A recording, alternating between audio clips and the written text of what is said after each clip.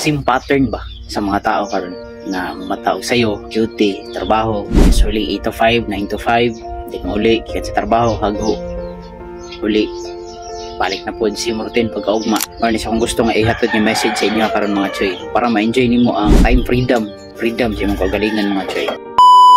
Yo, what up mga choy? Good morning, ug may buntag yung tanan karon mga choy, no? So, bago pa takamata karon mga choy, and time check, it's already 11:25. Udto na kita mga choy, and I created this video just to share with you my freedom na atong ginatawag sa karon mga choy. So, this is me on my freedom era. So, gusto lang ako i-share sa inyo mga choy. This is the reason why I shoot this video. Mostly sa to karon is ni sundod na lang sa pattern sa cycle. I'm just saying to you right now nga ayaw hadlok o take sa imong comfort zone bitaw ning ayaw hadlok o ambak ba.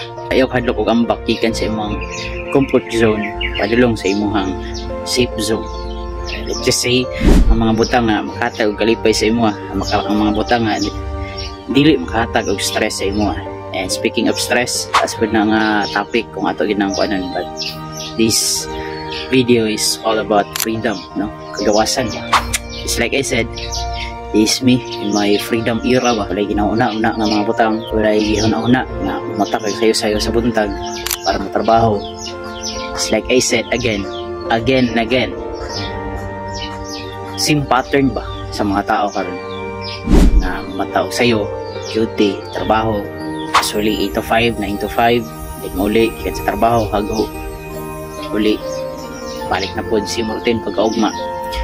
So, muna siya akong message akong gusto nga i-share sa inyo. So, kung ikaw tong tao karon nga, ikapoy na ba? Ikapoy nag sunod sa pattern, especially here in the Philippines, sa tuwang nasod. So, try to adventures mga other nga mga butang mga choy, kaya wala ta kabalo outside of your comfort zone karon. Mo rin na ang makahatag sa imong og kuan ba, financial freedom, time freedom nga imong gusto. Ayaw kadlok og gawas sa imong comfort karon para ma-enjoy nimo ang time freedom sa imong kagalingan. Kung gusto i-share sa inyo karon mga choy, and I think mao na gito tanan. Once again, this is Lance TV, always saying mga choy, bisag unsa man galisod ang ginabuhi, abanteri among the me. Let's go.